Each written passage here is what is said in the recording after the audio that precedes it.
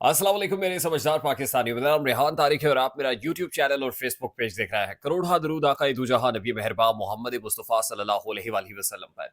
इस दुआ और इस उम्मीद के साथ इस व्लॉग का आगाज करते हैं कि अल्लाह रब्बुल इज़्ज़त इस मुल्क के फैसला साजों के दिलों में समझदार पाकिस्तानियों के लिए नरमी पैदा कर दे। दो इंतहाई एक्सक्लूसिव स्टोरीज हैं जो आज के इस व्लॉग में आपके साथ शेयर करेंगे। और आज से हमने डिसाइड किया है कि आलमी मंजरनामे पर होने वाली जो बड़ी डेवलपमेंट्स हैं, हैपनिंग्स हैं, वो भी हम लेकर आपकी खिदमत में हाजिर होंगे, क्योंकि हम ये समझते हैं कि हमारे इस चैनल के नाजरीन को पता होना चाहिए कि आलमी उफक पर क्या हो रहा है। क्योंकि हम अपने मुल्क की सियासत को भी आइसोलेशन में नहीं देख सकते। जो इंटरनेशनल फ्रंट पे मामलात होते हैं, यकीनन उसके इम्प्लीकेशंस कहीं ना कहीं पाकिस्तान में भी आते हैं।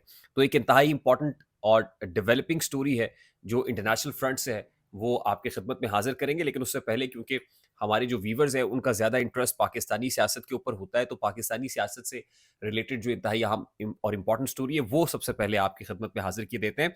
तो जनाब, अडियाला जेल में जहां इमरान खान साहब मौजूद हैं और उनकी मौजूदगी के हवाले से खबरों की तस्दीक भी बासर हलकों ने कर दी, क्योंकि खबरें आ रही थी कि उन्हें अडियाला जेल से निकाला गया है। कासिम सूरी साहब की ट्वीट थी, हमने आपके साथ शेयर की थी कि किसी तरह उनको मिलिट्री कस्टडी में फेंक दिया गया है। लेकिन मिलिट्री कस्टडी में ले जाने से पहले, या कुछ लोग तो ये कहते हैं कि उनको बलूचिस्तान मच जेल में शिफ्ट कर दिया जाएगा, ऐसा कुछ भी करने से पहले पहले इस्टेब्लिशमेंट ऑफर कर रही है।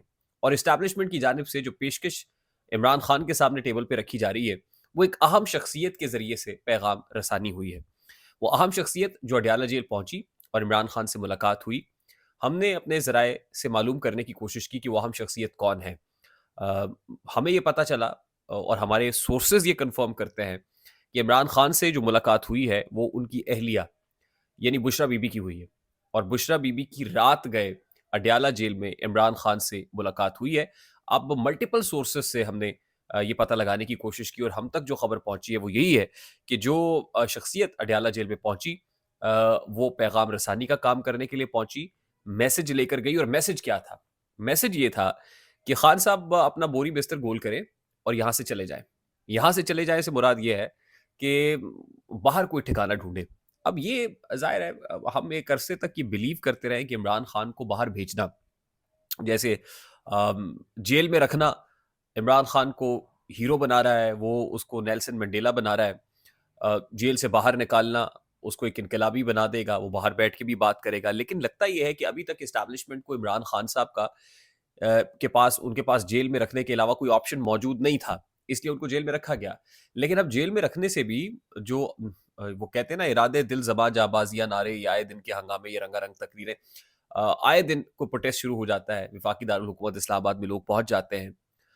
अब इमरान खान को यहाँ से निकाल के बाहर भेजने का जो प्लान है, उसमें जो बासर हल्के हैं वो ये समझते हैं कि इमरान खान साहब अगर यहाँ से निकलेंगे तो उनका जो वर्कर है, सपोर्टर है, वो मायूस होगा कि इमरान खान डील करके बाहर चला गया। बिल्कुल उसी तरह जिस तरह नवाज शरीफ साहब डील करके चले गए थे। और बिल्कुल उसी तरह जैसे मैंने आपके साथ ये स्टोरी शेयर की थी कि जब बुशरा बीबी इस्लामाबाद से निकली तो उनको गिरफ्तार करने की बजाय वापस भेज दिया गया, ताकि ये तासुर गहरा हो जाए सपोर्टर्स के अंदर कि बुशरा बीबी सपोर्टर्स को डिश करके ये कह के वादे वईद करके कि वो यहाँ से हिलेंगी नहीं, वापस चली गई, तो रिजेंटमेंट बहुत बढ़ गई बुशरा बीबी को लेके। इसी तरह इमरान खान जब यहाँ से निकलेंगे तो वर्कर सपोर्टर ये समझेगा कि हम लोग गोलियां खा रहे हैं, हम लोग निकल रहे हैं, लेकिन खान अपनी जान बचा के बाहर चला गया है। अब खान साहब को जो ऑफर है, उस ऑफर के जवाब में सोर्सेज ये कंफर्म करते हैं कि खान साहब ये कह रहे हैं कि आप सबसे पहले मुल्क में इंतखाबात कराएं, मुल्क में इलेक्शंस कराएं। ये मैं नहीं कहता कि आप मुझे वजीर आजम बना दें, आप किसी को भी वजीर आजम बना दें, लेकिन मुल्क में इंतखाबात कराएं, मुल्क में इलेक्शंस कराएं। जो भी वजीर आजम बनेगा, मैं खुद ब खुद चला जाऊंगा। यानी मेरा जो मुतालबा है, एक मुतालबा है, वो ये कि फ्री एंड फेयर इलेक्शंस होने चाहिए मुल्क में, शफाफ इंतखाबात कराएं। शफाफ इंतखाबात ही तमाम मसाइल का हल है। अब इस पर जो है वो इस्टेब्लिशमेंट राजी नहीं हो रही। इस्टेब्लिशमेंट ये चाहती है कि स्टेटस को बरकरार रखा जाए, और इमरान खान साहब स्टेटस को बरकरार रखने में इस्टेब्लिशमेंट की ये मदद करें कि वो खामोश हो जाए। ये सेटअप जो है फिलहाल ऐसे ही जारी रहेगा। और इस सेटअप के जारी रखने की बहुत बड़ी जो गारंटी है या गारंटर है, वो इस्टेब्लिशमेंट है, वक्त की इस्टेब्लिशमेंट। और इस्टेब्लिशमेंट नहीं चाहती कि ये सेटअप किसी भी सूरत डीरेल हो या इंतखाबात हो। मैं आपको ये बता दूं कि 2028 तक भी अगर आप इंतखाबात करा लेंगे, 2029 तक, 5 साल दायरे 2029 में खत्म हो रहे हैं, तो आप देखेंगे कि इमरान खान साहब क्लियर मैंडेट लेंगे। यानी 2/3 मेजॉरिटी तो बहुत पीछे रह जाएगी। पंजाब एक डिसाइडिंग फैक्टर होता है और पंजाब में लोग निकल नहीं रहे लेकिन गुस्से से भरे हुए हैं। तो 2029 तक भी एस्टैब्लिशमेंट अफोर्ड नहीं कर सकती इलेक्शंस कराना। तो सीधी-सीधी बात है भाई, ये नहीं होने का और यहीं पर डेडलॉक मौजूद है। तो पहली इंपॉर्टेंट स्टोरी हमने आपकी खिदमत में हाज़िर की। दूसरी स्टोरी का ताल्लुक सीरिया से है, यानी शाम से है।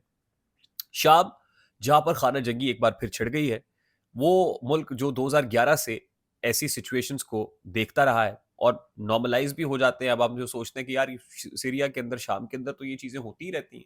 लेकिन अब की बार ये जो जंग छिड़ी है, ये जो खाना जंगी छिड़ी है, वो हुकूमत का तख्ता उलटने की बात कर रही है। शाम का जो दारुल हुकूमत है, दारुल खिलाफा है, वो दमिश्कस जिसको दमिश्क कहते हैं। दमिश्क के नॉर्दर्न पार्ट के अंदर एलेपो का इलाका है और ईस्टर्न एलेपो के अंदर ये जंग छिड़ रही है। अब इसके अंदर बहुत सारे ग्लोबल प्लेयर्स भी हैं। देखिए शाम इराक के साथ भी मिलता है, जॉर्डन के साथ भी मिलता है, टर्की के साथ भी मिलता है। इसमें जो लेबनान के साथ भी मिलता है। अब यहाँ पर जो इन्फ्लुएंशियल फोर्सेस हैं, वो रशिया है। इन्फ्लुएंशियल फोर्सेस जो है वो टर्की है। इन्फ्लुएंशियल फोर्सेस ज़ाहिर है यूएस भी है। ये इलाका इसराइल से भी मिलता है, मैं आपको बता दूं शाम का इलाका। तो ये वो रीजन है जहां पर इंस्टेबिलिटी मौजूद है। अब शाम का जो प्रेसिडेंट है वो बशारुल असद है। बशारुल असद और बशारुल असद का ये जो इक्तदार है वो 24 साल पर मुहित है। 24 साल से बशारुल असद ही शाम के सदर है और उससे पहले उनके वालिद हाफिज असद जो 1971 में शाम के प्रेसिडेंट बने और 2000 तक, जब तक उनकी वफात नहीं हुई, वो शाम के सदर रहे। और फिर बशारुल असद की वफात के बाद उनके बेटे को प्रेसिडेंट बनाने के लिए कानून तब्दील किया गया। कानून यह था कि 40 साल की उम्र तक, यानी 40 साल होना जरूरी है और बशारुल असद की उम्र उस वक्त 34 बरस थी। तो अमेंडमेंट करके उनके बेटे को इक्तदार दिया गया, यानी एक डिक्टेटरशिप है। वहां पर अपनी प्रिजन्स बनाई हुई है, वहां पे अपनी मलेशियाज बनाई हुई है, वहां पर मीडिया की आजादी नहीं है, वहां पर प्रोटेस्ट की आजादी नहीं है और एक घुटन ज्यादा माहौल है, एक डिक्टेटरशिप है, पहले बाप फिर बेटा। तो 2011 में इस डिक्टेटरशिप के अगेंस्ट कुछ ग्रुप्स ने खड़ा होना शुरू किया और ये सिलसिला शुरू हुआ एलेपो के अंदर से। और एलेपो के अंदर एक ग्रुप जो अभी भी इस एहतजाज को या इस खाना जंगी को, इंस्टेबिलिटी को लीड कर रहा है, that is HTS, Abu Mohammed al Jilani, al Gilani या अल गोलानी इनको कहते हैं। ये इस ग्रुप के लीडर है और इस ग्रुप को अलकायदा की सब्सिडरी समझा जाता था। 2016 में ये ग्रुप अलकायदा से जुदा हो गया क्योंकि अलकायदा को बहुत मार पड़ रही थी।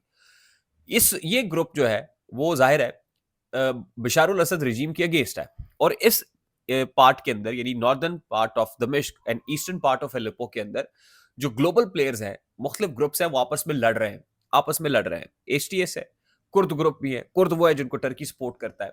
फिर बशारुल असद को जो सपोर्ट मुहैया होती है वो रशिया से होती है। रशिया ने 2016 में इस एलेपो के पार्ट के अंदर बहुत बमबारी की थी और यहाँ से इन ग्रुप्स को जो है मार भगाने की कोशिश की थी। फिर इसी तरह से जो ईरान है, क्योंकि ये बशारुल असद खुद शिया है, तो ईरान जो है और IRGC इनको सपोर्ट करती है। और जो टर्किश है, उर्दगान और जो कुर्द ग्रुप है, उनको टर्की सपोर्ट कर रहा होता है, जो इनके अगेंस्ट जाहिर है बशारुल असद के अगेंस्ट लड़ता है। बावजूद इसके कि रजब तैयब उर्दगान क्लोज होने की कोशिश करता है रशिया के, लेकिन इसके बावजूद सीरिया के अंदर जो है वो अब अपनी जंग लड़ता है और अमेरिका जो है वो भी कहीं ना कहीं टर्की को इस मामले के अंदर सपोर्ट करेगा क्योंकि उनका काउंटर पार्ट रशिया है। यानी इस खित्ते के अंदर जो है ये इक्तदार की जंग है। इस खित्ते में इक्तदार की जंग है। ये अगर ये कहा जाए कि मुसलमान मुसलमान से ग्रुप्स आपस में लड़ रहे हैं, कातिल भी मुसलमान, मकतूल भी मुसलमान, तो ये कहना गलत नहीं होगा। आपस में एक दूसरे से लड़ रहे हैं and they are fighting for the government, तख्त उलटने के लिए, इक्तदार हासिल करने के लिए। और ये एरिया इसलिए भी इंपॉर्टेंट है कि यहाँ इसराइल है, ये एरिया इसलिए इंपॉर्टेंट है यहाँ इराक है, ये एरिया इसलिए इंपॉर्टेंट है कि यहाँ पे लेबनान है, यहाँ पे जॉर्डन है। इस पूरे खित्ते के अंदर जो है वो तसल्लुत की जंग है और जाहिर है इसराइल और फलस्तीन के जो कॉन्फ्लिक्ट है उस कॉन्टेक्स्ट में भी अगर इसको देखा जाए तो इंतहाई इंपॉर्टेंट है। अब ये जो जंग इस वक्त जारी है ये बहुत इंटेंसिटी के साथ जारी है और तमाम ग्लोबल प्लेयर्स इसके अंदर कूदे हुए हैं। तो बहुत इंपॉर्टेंट था कि ये चीज़ आपके सामने रखी जाती है, ये डेवलपिंग स्टोरी, और जैसे जैसे मामला डेवलप हो रहे हैं वो लेके आपकी खिदमत में हाजिर होते रहेंगे, आपको अपडेट करते रहेंगे। आई होप मेरी बात आप तक पहुंची होगी। अगर पहुंच जाए तो वीडियो को लाइक और शेयर करना मत भूलिएगा। चैनल पे नए तो चैनल को सब्सक्राइब कर लीजिएगा, बेल आइकन जरूर दबाइएगा। मुझे रेहान तारिक को इजाजत दीजिए, अपना बहुत सारा ख्याल रखिएगा। अस्सलाम वालेकुम।